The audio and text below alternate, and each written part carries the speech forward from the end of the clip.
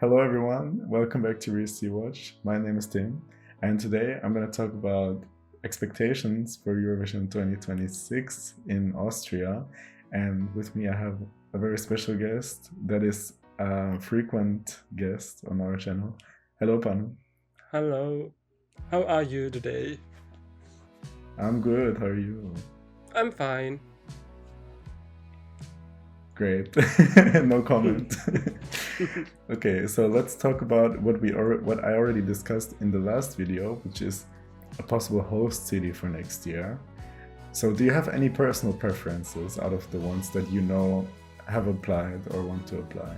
Well, to be honest, no, because I feel like I always kind of look at things from the point of view that what could work. Like I already have a mindset could this actually work? So I don't really have a personal reference for the host city. That makes sense. I mean, I do, but I'm also trying to be realistic, as you know. I know the criteria by now. I had to research it for the last video, in fact. And I know that luckily my personal opinion and my prediction matches, kind of. Because personally, I would like it to be hosted in Vienna. I mean, it's no shock to anyone. But I'm not against Graz or Innsbruck. I just know that it would be a harder job to get it done there because they don't have all of the requirements. But I am predicting, like in the last video, that it will be in Vienna. I think it would be a fumble if they didn't give it to the capital. Yeah, I think it's gonna be Vienna as well. And to be honest, I do think that it's the best option they have. Yeah, by far, by far. Okay, so let's talk about another aspect for next year, which is the hosts of the show. They have to be charismatic, they have to be professional, and they shouldn't be too stiff, which is one of the problems that Vienna had last time, when they had a duo of 3 TV hosts, but no comedian like Hazelbrugger, for example. I think she was fantastic this year. Many people have rightly speculated that Conchita, the green room host of last time, could be one of the main hosts for next year, and I think that would be a great choice. I think her English is flawless. I think she's very charismatic, and yeah, we just need a sidekick for her, basically. But she could even do it alone. I mean, she's kind of on an iconic level, like Petra Mede. Like, okay, maybe not as high, but up there, you know? Yeah, I get that. And people have also oh, sorry. Yeah, you can continue. I didn't have like any comment yet, but I mean, I think we will get to my comments. So yeah. Yeah, for sure. I will give you space. Don't worry. People have speculated that the Austrian commentator could actually be one of the hosts. Andy Knoll is his name. I don't know about his English skills, but he's definitely a type of hosting guy. I saw a video about from the Austrian broadcaster. He interviewed JJ and Taya and Conchita and Cesar Sampson after the final and talked to them about how it went down and about things for next year. And I think he did a good job. But that was in German, so I can't really assess how he would be in English. Yeah.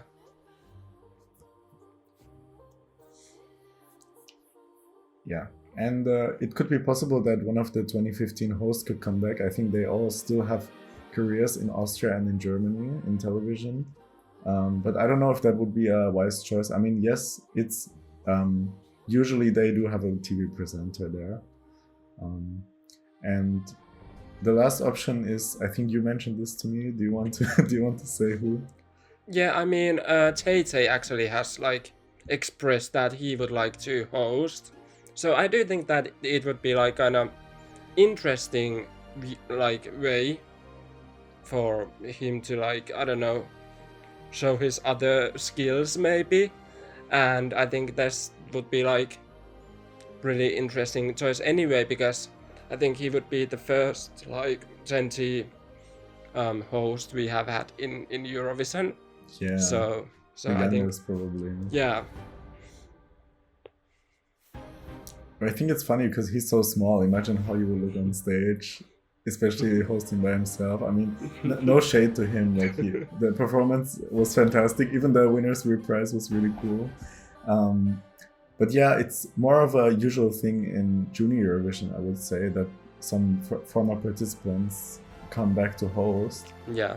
For example, Carla or who else did? I think there was multiple, but I can't remember right now. Next up, let's talk about the stage. I was a big fan of this year's stage, I have to say. I think it probably was better than Malmö, and I was a fan of that as well. Do you have any preferences for next year's stage? Well, as you mentioned, Malmö and Basel, they both had like open stages, and I think that worked really well. So I hope that would be kept next year as well. And also the things from like previous two stages, they have had like kind of special things. Like Malmö had those boxes, and Basel had like a frame. So I would hope that also next year there would be like a special thing, but I can't really point out what it could be. Me And- neither. You have to use your imagination. Yeah, and I mean, I hope that the stage is bigger than in 2015. I think that stage, I mean, it was beautiful, but I prefer like bigger stages. It was unique. I mean, all these beams, Yeah. you know, that form a sort of shape around the stage was really cool. I think without it would have looked really weird. I agree with you on most parts. For me personally, you know, my favorite stage of all time is probably 2014. I think that one is so amazing. I love how it's like multifunctional. It had the back LED, and you can turn the cube LED off, so it has like a wider landscape mode. And then you could also use the LED on the cubes to make it like a smaller room. Yeah, And I thought that was genius. I hope they do something like this again. yeah. I don't know if Martin Dittmann did that stage or not, but he did the last two, right? I think so, Or yeah. like a lot of them, so probably. I do like the concert vibes of the last 2 years, and a lot of standing audience around the stage itself, also on the sides. Yeah, I do like a big LED. I'm sorry, Portugal. I'm sorry, 2018 was a little bit weird for me. yeah. I didn't support that. I mean, I know you like simplistic things. Music is not fireworks. I get it. I also really like the runways. It doesn't have to be really that big. Can be a smaller one like Liverpool or yeah. And yeah, we love dimensions. We love 3D stages. I love what they did with the cardboard mountains. I mean, Yeah. Austria is kind of in the same lane as a country. Maybe they can do something similar. I also love 2021, which had like a landscape theme. The Netherlands is really flat, so yeah, it was really wide, and they had like a lot of space on the sides. Had like some sort of almost like bridges. And one thing I do want to see from the camera angles, I want people and delegations to be more creative with how the performer enters the stage, or just like don't just stand in the same spot as everyone else. I think there's more creative things, like you can start backstage, you can use different parts of the stage and have like really creative camera angles. You can sit down, you could do all sort of things, and I hope this stage enables this Yeah. in the best way possible. Okay, and last but not least, let's talk about the countries that will maybe compete or won't compete next year. First of all, do you have a guess for how many countries we'll have next year? I think we will stay like in between like 37 and 39. I don't think we will reach like 40 countries. Yeah. I mean, without Russia, Belarus, and some others, it will be hard to top 40 again. Yeah. But of course, that has its reasons. Yeah. I said that it's probably gonna be 37 or 38 again, Yeah. realistically. we might get a country back and we might lose Czechia. Yeah. I heard something about that backstage. I mean, the last couple of years there were rumors that they would maybe finally withdraw, and now they didn't qualify 2 times in a row. So, and they have low engagement at home. Many people don't know about Eurovision, don't watch, don't care in Czechia, which is really sad. They don't have a national final anymore. Yeah. I think for Czechia, like the internal selection was their kind of like last option, and it didn't pay off. And I think that was the last nail for the coffin, and I think Czechia is withdrawing, sadly. Yeah, but I think Moldova will come back. I think they did a wrong move by withdrawing. I think they had some songs that could have even qualified, maybe. I don't think they should beat themselves up. I don't know what happened there behind the scenes, because they were trying to do the national final, but then suddenly they were like, oh, the quality is so bad, we have to withdraw. I don't know what that was about. Yeah, I don't know. I hope they return, and I hope that there is some other returners as well. Like, for example, Romania, or I don't know, there has been speculations about Slovakia, which could be like also interesting. I wrote down the same countries for maybe. I wrote down Slovakia and Romania, because I think Romania is, yes, the organization like TVR is shady and they didn't treat the contestants well and they probably did some money laundering, but you know how it is. Maybe they will find their will and they want to be represented in Europe again musically. So I can see them more likely than any of like Hungary, Turkey, Bulgaria, Bosnia. I think they're definitely out. I think Monaco is out for now, not forever. They can come in the next 3 years or 5 years, but not that soon as people expect. Yeah, I think and so. I think that Azerbaijan might withdraw if they keep flopping every year. But for now, I think they will keep trying. But I mean, for me, they don't need to be in Eurovision anyway, necessarily. Yeah. So, I don't care that much. Yeah, same thoughts. Yeah. And last but not least, let's talk about possible trajectories for the countries in terms of how well they will do. We know there are some very successful countries in the last couple of years. Among them, I count Italy, I count Sweden, I count Ukraine. They usually get top 10 anyway. And of course, if not removed, Israel will probably be high up again next year. It can come again close to winning depending on how open the year is. But yeah, they will definitely be there. And do you have any wild cards where you think, oh, I have a good feeling for this for next year? They will definitely come very high in the scoreboard. You know, I always have like some countries I think will do well or will win soon. And right now, the country I think is going to do well or win like next year is Portugal.